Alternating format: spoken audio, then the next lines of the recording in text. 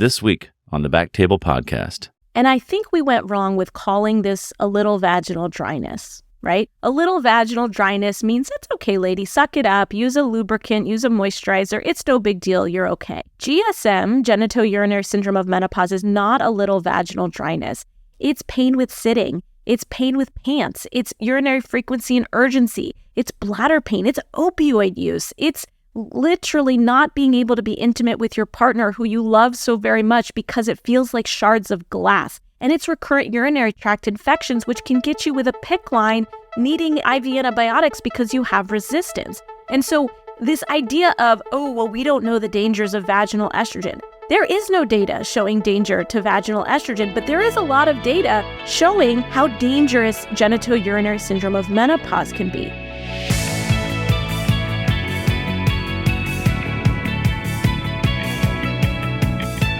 Hello, everyone, and welcome to the BackTable OBGYN podcast, your source for all things obstetrics and gynecology. You can find all previous episodes of our podcast on Spotify, Apple Podcasts, and on BackTable.com. Welcome, everyone. I'm Suzette Sutherland, your host of this episode. I'm a female urologist in Seattle at the University of Washington, and I have with me here today Dr. Rachel Rubin, who's a urologist and sexual medicine specialist in the Washington, D.C. area. Her academic affiliation is with Georgetown.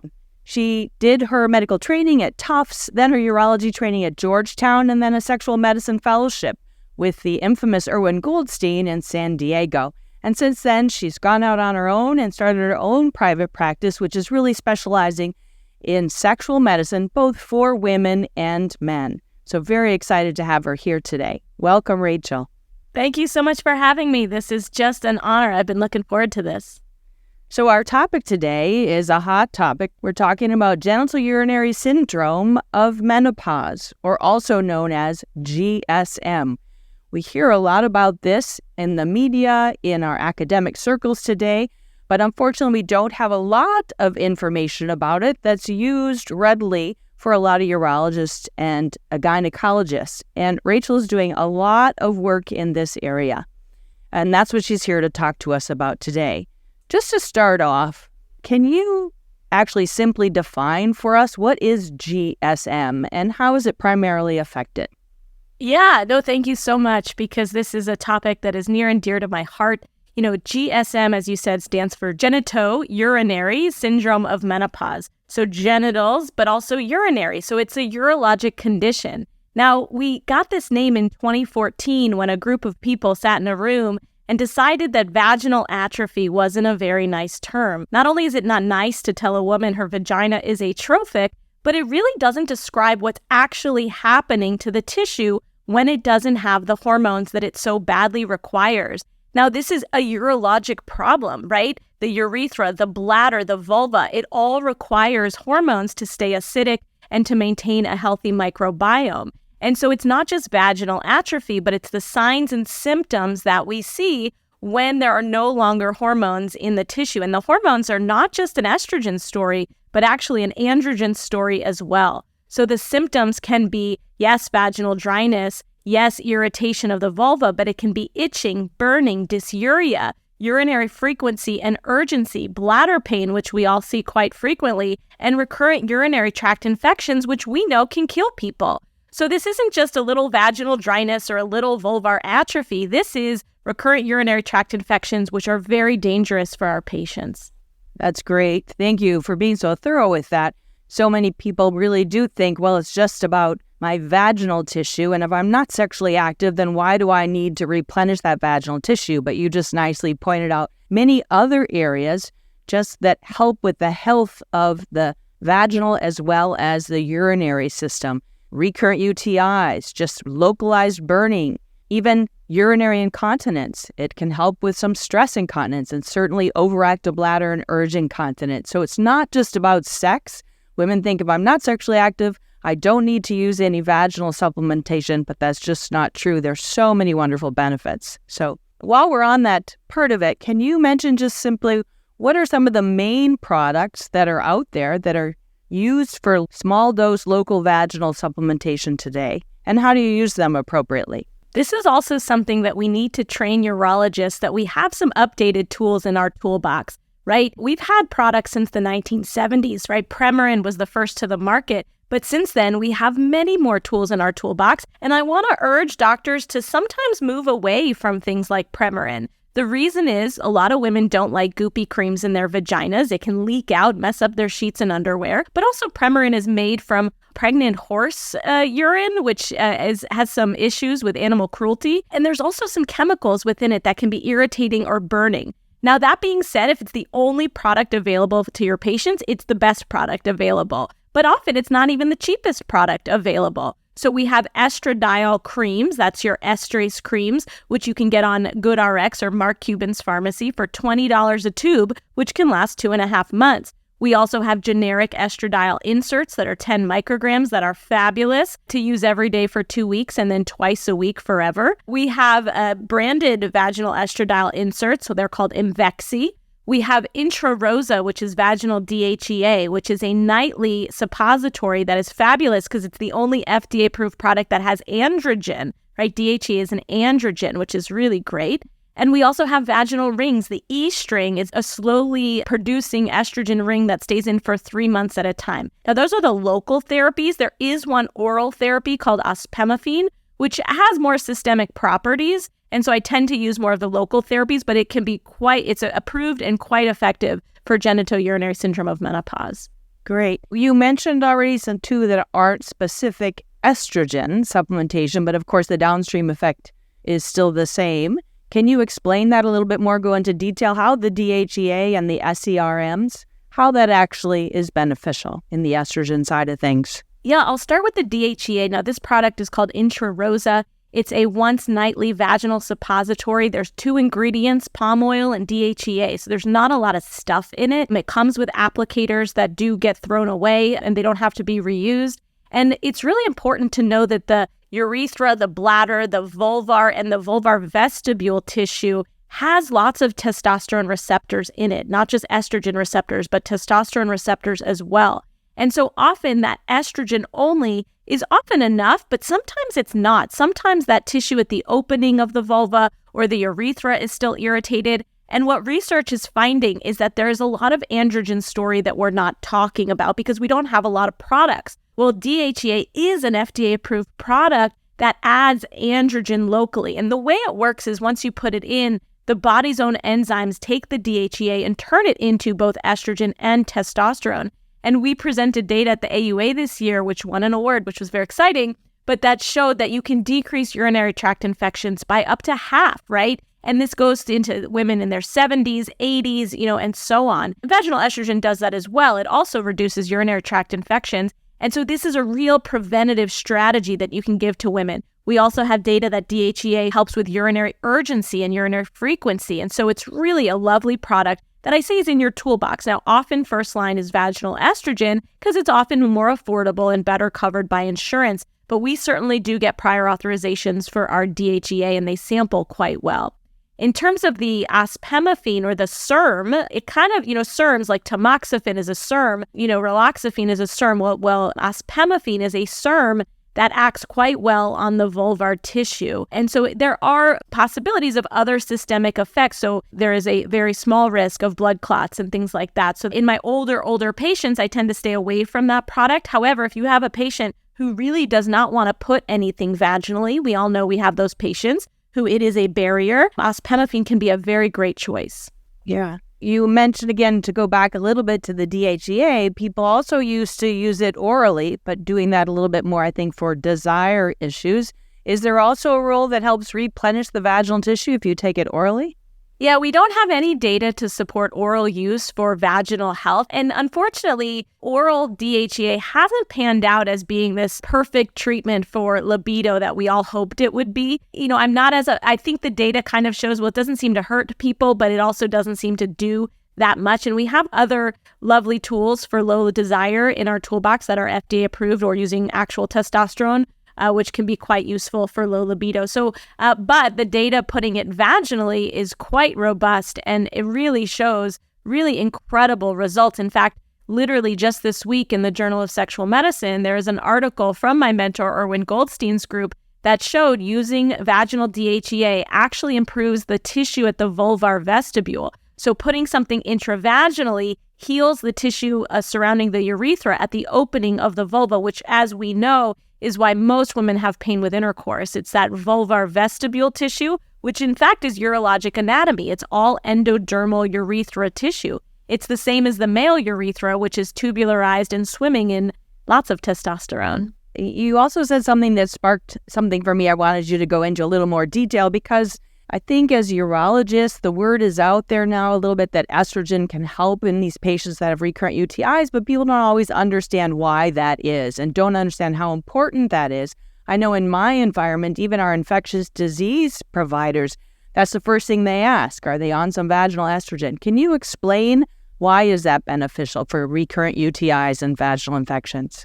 So, I wish I could replicate your infectious disease doctors because I wish more people understood how important the vaginal microbiome is to prevent urinary tract infection. And so the vagina would like to be a very acidic place with lots of lactobacilli supporting the tissue health so that it lubricates, that it's stretchy, that it's an acidic environment so that bad bacteria cannot grow.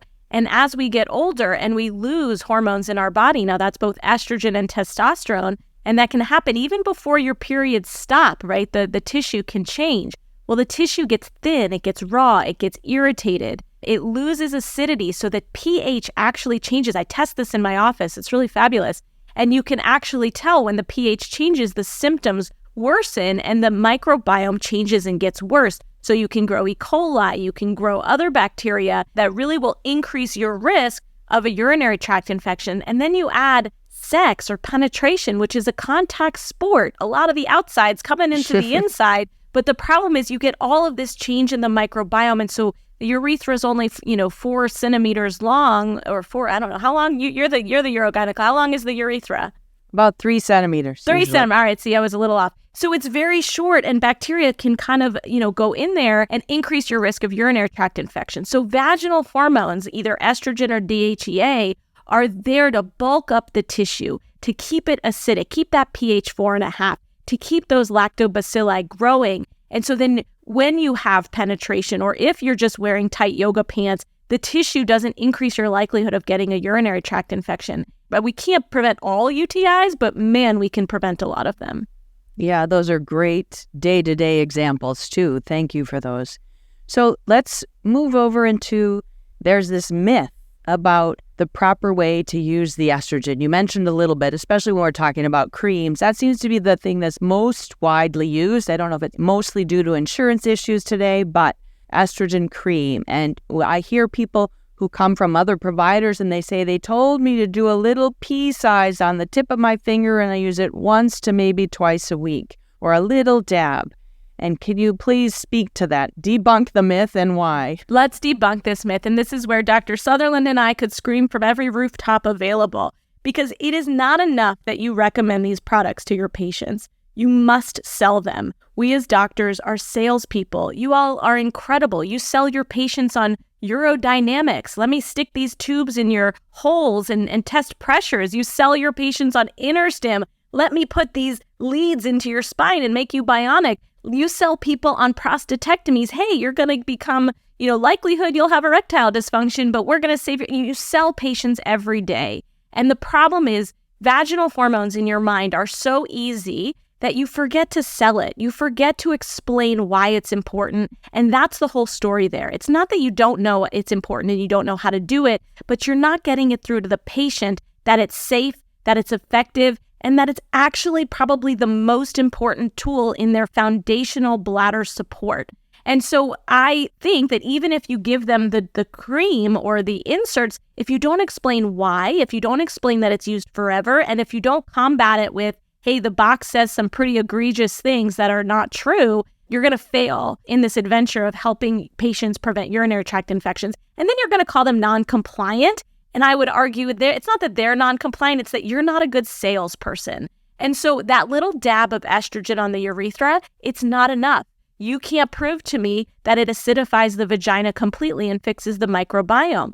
By telling patients to only use a dab, you are literally telling them any more might be dangerous, which is not true. So if you're going to use creams, it's okay to take a dab and put it on the urethra and put it at that vulvar vestibule, vulvar opening. That's great. But you got to take at least 1 gram of this stuff. And, you could probably get away with 0.5 gram, but let's say 1 gram every day for 2 weeks and then twice a week till death do you part. Now, if you're going to use creams, one hack that we use is take 1 gram and put it out on your finger so you don't have to reuse the applicator and rub it into the tissue, just like you're rubbing in sunscreen on your face, because women do not like how messy and goopy this cream can be. And if your patient doesn't like the creams, be quick to pivot to a tablet insert, like an estradiol 10 microgram tablet that goes in every day for 2 weeks and then twice a week till death does she part, or the DHEA that goes in every night till death does she part, or the ring for your dementia or poor dexterity patients that goes in for 3 months at a time. And so you have tools, but you have to make sure patients are actually using this stuff. So I get pH paper in my office, and we can test that the pH is actually 4.5. And I tell you, my after hours and weekend phone does not ring with UTIs. Every now and then, but really, I'm not a UTI clinic. What's your experience with the suppositories? So there are 2 that are on the market. The Vagifem, the Uvifem are the estrogen suppositories. You also mentioned the Imvexi.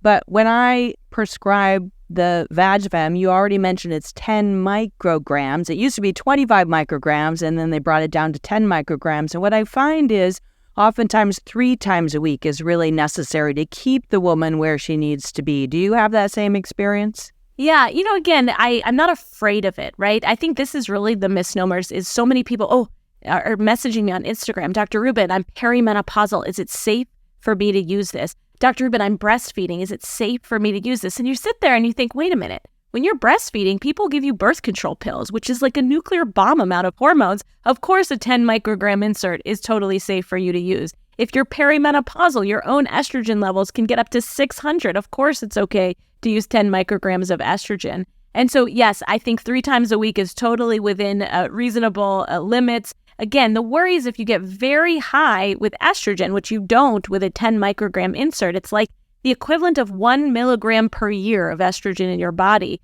Whereas if I'm giving oral estrogen, which I hardly ever do, I usually do transdermal, but we give 2 milligrams a day of estrogen, right? So it really becomes understanding the dose. This is such a low dose. So if you wanted to use the insert, but you wanted to have them rub some cream on the opening, that's safe too, right? There's ways around it. Say they have some urethral or vestibule symptoms. Well, you can do 2 things so that you don't have to do all creams. It's $20 a tube. So that's kind of some of the workarounds that I use.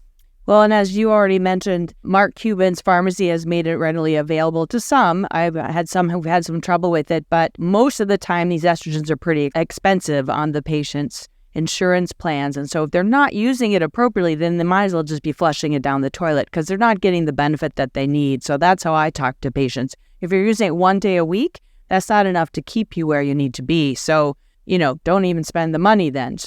And letting them know that it's 2 to 3 months to start working. Mrs. Jones, if I gave you an acne treatment, it's not going to work tomorrow. It's going to take 3 months to start to see effects. The tissue has to regenerate. It has to heal. It has to plump up. Give me 2 to 3 months and then keep going, 2 to 3 months. And they really have to understand in that 2 to 3 months, their symptoms might not be immediately better. They may even get a yeast infection, in which I say treat it with a diflucan or whatever used to treat yeast infections, but keep going with the vaginal hormones. Oh, this is a new one. Patients who say they feel itching with it. If it's not a yeast infection, has anyone ever had itching when a sunburn starts to heal? Right? Your tissue's starting to heal, and so it might be a little itchy. That's where I sometimes like the inserts as opposed to the creams, because sometimes the ingredients in the creams can be itchy. And so the key is work with your patients to get the foundational product that really works for them. And sometimes you got to pivot a little bit, but don't give up. Don't go straight to your 3rd-line OAB therapies. Get a foundational hormone product. And then after 2 to 3 months, if they're still having symptoms, then of course go to your, 3rd-line therapies. That's great advice. I think another practical piece is if the vaginal tissue is really not healthy, you have an older woman and it already looks to that almost reddish and angry stage, right? So no wonder they're having a lot of burning and local irritation. And they put the cream on and they say it stings and it burns, so they stop. And the analogy I give is if your hands are chapped, so dry and cracky, what are you going to do to fix it? You put on some cream. when you put it on and it burns, but you don't not put the cream on, I have to put on some more until it gets better. And it's the same thing here. It might get a little uncomfortable until it gets to a stage where it's okay, and then you won't have that burning anymore. I love that analogy so much. And really, I started my own private practice about 1.5 years ago. And I didn't buy an ultrasound machine and I didn't buy a urodynamics machine. I bought $7.99 mirrors on Amazon, like the ones, the bigger ones with the big handles. And it has revolutionized my practice, so much so that the New York Times wrote a whole piece in the science section about it, because we're showing women their own bodies. And it's so revolutionary because women can understand GSM if you show it to them, right? It's not just a little vaginal dryness. Look how irritated this tissue is. Look, it hurts here, but not here. Look at this pH. Look at, you look at how it looks like a sunburn. They won't forget their products when they can see it with their eyeballs.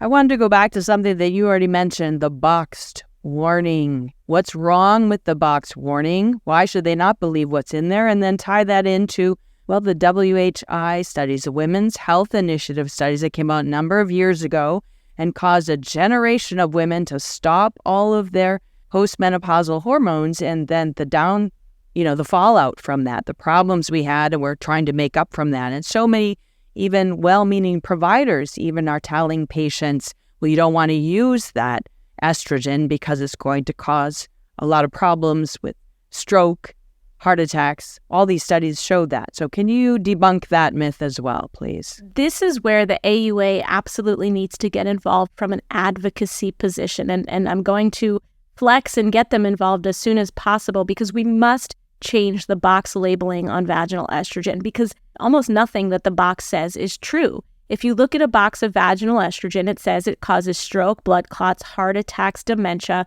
and must be used with progestin. None of that is true. All of that is, even that based on systemic hormone therapy, most of it is not true. But it is no data for local vaginal hormones to need any of those things. And there's no data to show that vaginal hormones causes stroke, blood clots, cancer, dementia. And we know that you don't need to use a progestin with vaginal hormones. And so the FDA is actually killing women. I'm going to say it. They're killing women by having that box labeling on there, because women are dying from urinary tract infections. Medicare is spending between $6 and $22 billion a year on urinary tract infections that they wouldn't have to spend if women were given vaginal hormones. And so by trying to overprotect women, we're actually killing them, and we have to change that. So I'm going to put it to you, Dr. Sutherland, because I get lots of time with patients, and I go into all the data of the Women's Health Initiative, and I say, wait a minute, with systemic estrogen, there was a decreased risk of getting and dying from breast cancer. So how is local estrogen going to cause this? I go really into it, but you don't have all the time in the world with your patients. So what is your spiel? What do you tell patients about the black box? Because I believe we have to educate patients before they leave that office, because I don't know what it is about vaginal estrogen, but women read the box. They all read the box and nothing else. Nobody reads the box of anything else except vaginal estrogen. So what do you tell them in your shorter visits? Yeah, basically the same thing you just did, but I try to do it a little bit in an elevator speech type mode. But mostly the take-home message is that the black box warning information is based on systemic estrogen, and that's not what I'm advocating for you. We're talking about a small dose that goes locally. Sometimes they talk to another provider, and the provider says, but it can be absorbed systemically if you put it into the vagina. And I say, yeah, if I tell you to take the applicator and fill it up 6 times and put it in and do that every night, well, that's a huge dose. The vagina is a very vascular space, and it will definitely get absorbed. But that's not what we're advocating. We're talking about a low dose, very small low dose that stays vaginally. And there are a number of studies that have looked at systemic estrogen. You know this very well. Looked at systemic estrogen after low dose vaginal use, and no change, no bumps in the estrogen levels systemically. So it does take a lot of education on our parts. I liked what you said. The patients then are labeled non-compliant. And the way I would say that is that the responsibility falls on us. They are undereducated, but that's my job to educate them. So if they don't understand it, I didn't do it well enough. I do have women who come even after that big spiel. I find out when they follow up at their 3 months to see how things are going, they stopped using it after 2 weeks because I don't think it was really helping. And I was worried about it, and I was worried about the estrogen. I said, we had this conversation, so we have the conversation again. Sometimes it takes 2 conversations. People are really nervous about it. And so this, I totally agree with you. We need to get out there and advocate against this black box warning because we are hurting patients. And it's an uphill battle when other providers are telling their patients the harms, what they think the harms of the estrogen are. And it's not based on contemporary data. You know what's so fascinating? And I think we went wrong a lot of ways that we, trying to understand this. And I think we went wrong with calling this a little vaginal dryness, right? A little vaginal dryness means it's okay, lady, suck it up, use a lubricant, use a moisturizer. It's no big deal. You're okay. GSM, genitourinary syndrome of menopause, is not a little vaginal dryness. It's pain with sitting. It's pain with pants. It's urinary frequency and urgency. It's bladder pain. It's opioid use. It's literally not being able to be intimate with your partner who you love so very much because it feels like shards of glass. And it's recurrent urinary tract infections, which can get you with a PICC line needing IV antibiotics because you have resistance. And so this idea of, we don't know the dangers of vaginal estrogen. There is no data showing danger to vaginal estrogen, but there is a lot of data showing how dangerous genitourinary syndrome of menopause can be. And take a medicine like tamoxifen, okay? We use tamoxifen. It's another SERM for breast cancer prevention.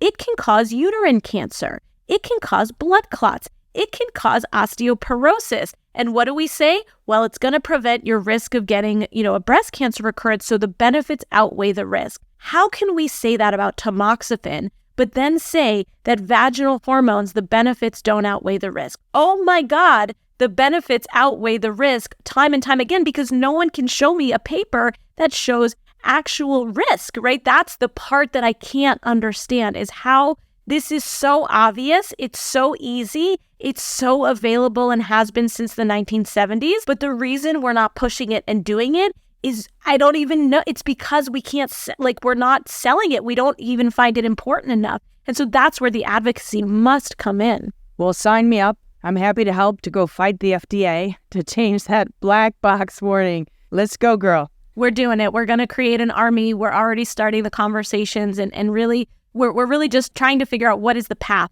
What are the meetings? Who do we have to talk to? What are the studies that they demand done? Who do we have to have at the table? And then we're going to be yelling to the AUA to come help us and ACOG and NAMS and the cancer people. We got to get everyone involved because this is something that everyone either doesn't care about or agrees upon. Nobody's sitting there saying, no, we must keep this box there. It's protecting women. I've never heard anybody say that except the FDA.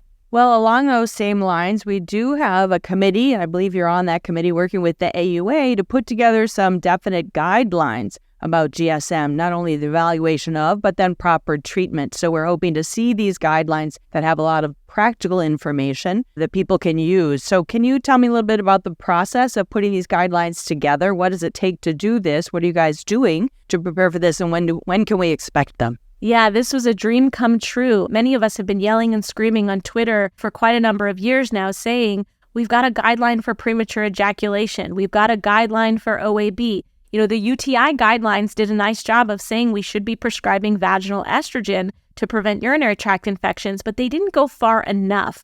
And so by asking the AUA to do a guideline that's specifically focused on GSM, what it does so many things. Number one is it tells urologists, this is our lane. This is our medical problem. This is a urologic issue that has urologic solutions. And as board-certified urologists, we are supposed to be taking care of men and women, and we have tools to take care of women. It's just that oftentimes nobody taught us how to use them. And so this guideline can be tested on. There could be board questions on it. It will hopefully force insurers to actually realize that this isn't just a little vaginal dryness, but these products must be covered by Medicare, must be covered by commercial insurances. And so the guideline is a very thorough process. There's a big group of us and a large data review of all of the data that exists. And then we'll be meeting over the next couple of years. It's quite a long process, actually, to go and to give our guideline statements. And so I'm hopeful that in the next, year or two, they will start to emerge. But my goodness, it is an absolute dream come true.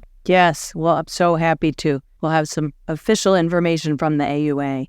So I'd like to take this opportunity to get into a couple of more controversial areas that are specific to the use of vaginal estrogen. You mentioned a little bit here, but one of them is women who are already on hormonal replacement therapy, HRT, and when we say that, we usually mean systemic estrogens and or progesterones, right? For those systemic symptoms of hot flashes, night sweats, mood swings, things like that.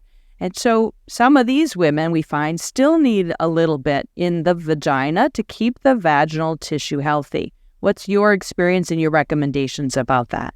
Totally. So I think more people need it than don't need it. So if you have a lady who comes to see you who is on her patch and it's helping with her hot flashes or night sweats, but she's still having urinary frequency, she 100% should be on a vaginal hormone product. And so I find that very rarely actually is a systemic therapy enough to cover the GSM symptoms. What I think that we're doing poorly is screening for GSM symptoms. And if the woman says, well, I don't have vaginal dryness, but she has urinary frequency or she gets a UTI, I think we need to understand that that's GSM. And just because you don't have all the symptoms doesn't mean that the hormones aren't playing a role. And so I would be very quick to give localized therapy. Now, there is a product and a few products that are being studied right now that sort of do both. And they're vaginal rings that provide both local and they're high enough dose that they provide systemic estrogen therapy. Now, if a person has a uterus, then they must, if you're doing high dose systemic hormone therapy, they must be on a progesterone to protect the uterus from proliferation and potential uterine cancer.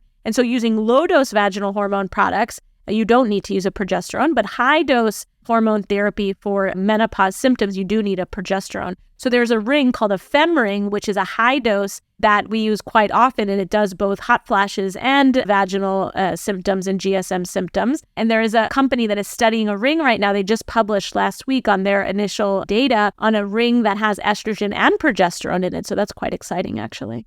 Wonderful. And these rings, too, oftentimes I get the question, do I need to take it out if I'm sexually active? The answer is no. Yeah, I say most penises don't notice it, to be honest. Like babies' heads can fit through vagina, so there's stretchy room in there for everybody. But what I say is if it bothers your partner, you take it out, you put it back in. But I would say like 90% of my patients leave it in for sex and they're not bothered by it.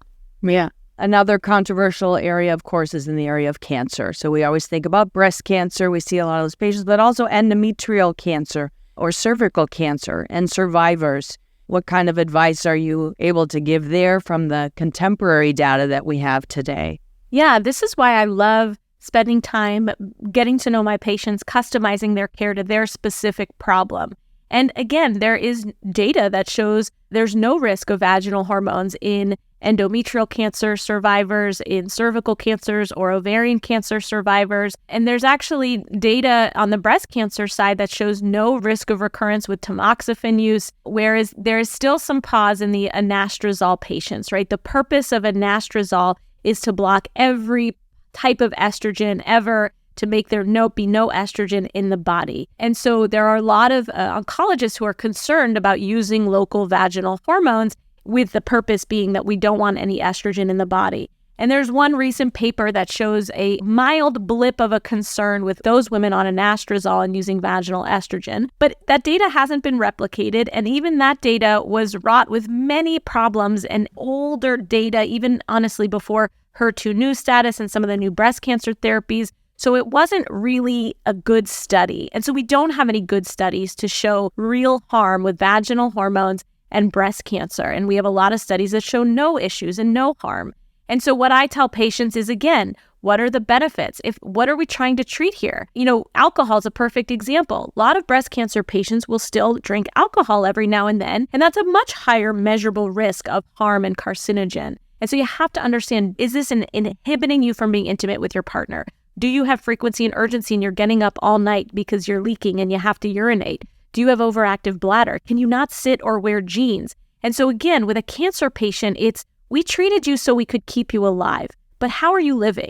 And can we make you live better? And do we have all the information in the world? No, but we make the best decisions that we can with the information that we have in 2023. The problem is a lot of your doctors are not updated to 2023. Their brains are back in 2001. And so you have to find the right medical community to give you good advice and to have what we call shared decision making. Dr. Sutherland and I, we treat men all the time and we do shared decision making, right? Where it's your body, your choice, and we have to really understand what those decisions are.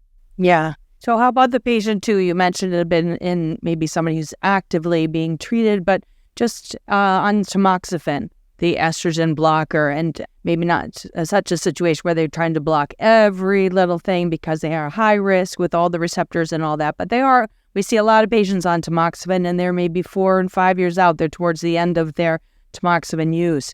And the use of some local estrogen in those situations, many of them say, the providers will say, it won't work because you're going to block that local estrogen. Can you speak to that? I mean, I think we need more data of will it work or not work, but we certainly don't have any data that shows major harm, especially in the tamoxifen patients. And so that actually is a place where DHEA may come to the rescue, and where certainly the Menopause Society and the cancer societies have said DHEA is quite interesting here and we need more studies. But we even have a study with DHEA that shows that even patients on anastrozole who took DHEA had persistent decrease in recurrence of urinary tract infection. So it still worked. It worked quite well. And so we need more data. And if we cared about women, we would do the data, right? Oncologists should want to answer these questions because they're the ones, patients are going off their tamoxifen, they're going off their anastrozole because they're having wildly unpleasant sexual side effects. And one of those big side effects is genitourinary syndrome of menopause.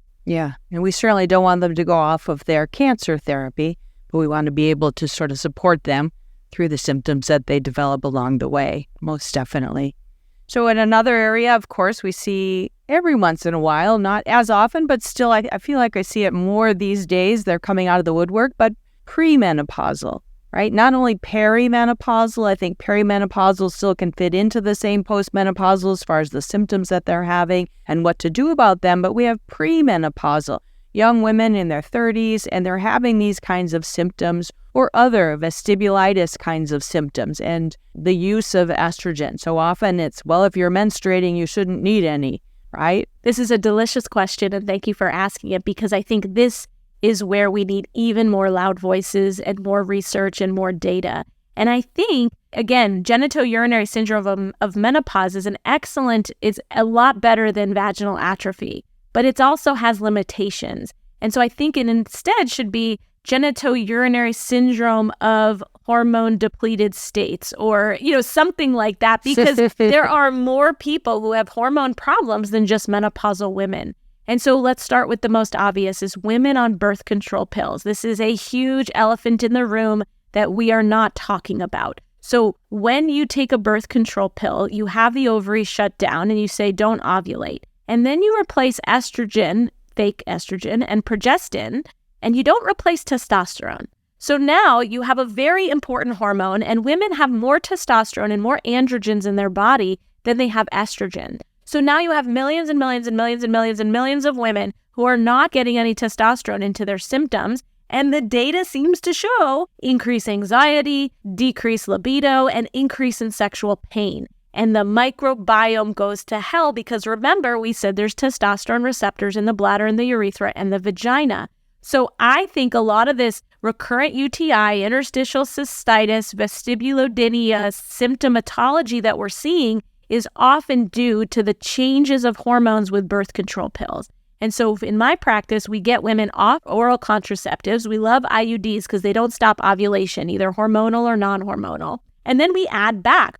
Vaginal DHEA is a perfect product in this situation because it adds back an androgen. We add back vaginal estrogen. We add back a compounded estrogen testosterone because there's no FDA-approved product to rub on that vulvar vestibule. And so we have to understand the hormone changes our patients are going through. We have lots of patients with disordered eating where they don't have normal hormones in their body because they're exercising all the time or not getting the nutrition that they need. We have patients who are breastfeeding, who are in menopause. We have transgender patients who are just using testosterone, so they're not getting enough estrogen. So there are numerous patients that have hormone changes and they're not in menopause. And my answer back to you is there is no harm by adding back. There is no harm by putting, more local therapy. What's the worst? There is no worst case scenario because you can't hurt a patient with this stuff. That's my 2 cents. What do you think? How do you think about this? Yeah, I think very similarly in the premenopausal woman.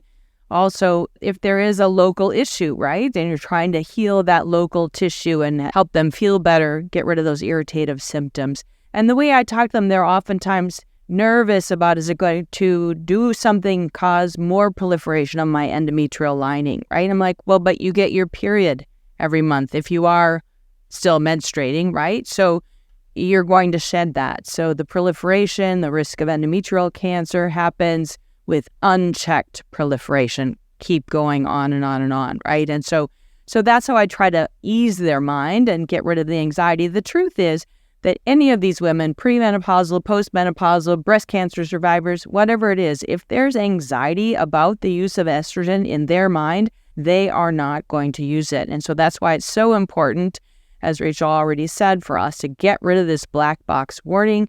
We need to educate the patients, of course, but we also need to get out there and educate other providers so their patients aren't getting the wrong information and augmenting all of their anxiety. Of course, breast cancer survivors, we understand why they're anxious, right? And we need to be able to combat their anxiety with really good data. And one thing I use in my practice is numbers. I think numbers are helpful to patients. You say, okay, if you draw my blood right now, my estrogen is probably between 50 at its low and 150 when I ovulate, right? Depending on where I am in my cycle. When I was pregnant, my estrogen was probably 3,000. My husband's estrogen is 25, right? My mother's estrogen is 0 or less than 5. That's as low as the lab value goes. When we give vaginal estrogen, my estrogen will stay between 50 and 150. A pregnant woman's estrogen would stay 3,000. And my husband's estrogen would stay 25 and my mother's estrogen would stay 0, right? That's the magic of numbers because patients understand the numbers don't budge. So how, if the numbers don't budge, are you going to get stroke, heart attack, blood clot, dementia, proliferation, all of these things? Like there is no data. This is fear. This is just illogical fear that you have to combat with actual numbers to people, which I think is quite helpful for people to understand. Great. Well, thank you. This was really wonderful. I don't know if there's anything else that was on your mind you want to share with this audience about this topic that I didn't ask you. I just want urologists to give a crap about this. I want urologists to understand that this is urology. This is urology 101. And if I can help give you the tools to use this in your clinic, have people follow me on social media because it's what I talk about all the time. Have them go to our YouTube channel. Have them go to my Twitter, a pin thread. Use us in the field, right? There's a lot of people on social media who are doing this loudly to help you, to help back you up when your patients get nervous, to help know that the data supports you, that if you don't want your mesh to erode, have them use vaginal estrogen for a lifetime, right? You don't want that lawsuit because of the vaginal mesh eroded. Yes, third-line therapies are great, but they'll actually work better if they're on the foundational vaginal hormones. And all those penile implants you're putting in, where are they going to go if their partner has genitourinary syndrome of menopause? So you can't just say, well, I'm a men's health specialist. I don't take care of women. You take care of women every day if you take care of their partners. And so you have to care about this. And you yourself have a mother and a grandmother and aunts, and people are getting urinary tract infections, and they're calling you every time they do. Those phone calls will go down if you just recommend this therapy and recommend it correctly and sell it correctly. So just thank you if you've listened this far. I'm so grateful. Yes, well, thank you very much. I mean, the big take-home message is that GSM, genital urinary syndrome of menopause, it is an issue. It's not something to be poo-pooed. We need to look for it and talk about it with patients. The more you talk to patients, you'll find how, ubiquitous this really is among your patients, and then the safety of using local vaginal supplementation in the form of estrogen. I think we beat the dead horse here by talking about how safe it is, and you've supplied some lovely data supporting that. So we really should be using some of this vaginal estrogen in order to help these women and get the black box warning off. And we're looking very much forward to our academic societies, the AUA, SUFU, OGS getting involved and putting together some robust guidelines to really help the practitioner out there so they can be doing this work as well. So thank you very much, Dr. Rubin. It's been an absolute pleasure to have you. Thank you. Thanks for having me.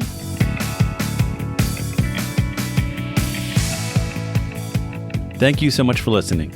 If you haven't already, make sure to follow the podcast, rate it 5 stars, and share with a friend. If you have any questions or comments, direct message us at _BackTable OBGYN on Instagram, Twitter, or LinkedIn. BackTable OBGYN is hosted by myself, Mark Hoffman, and Amy Park. Our audio team is led by Kieran Gannon. with support from Josh McWhirter, Aaron Bowles, Nick Shellcross, and Ness Smith-Savadoff.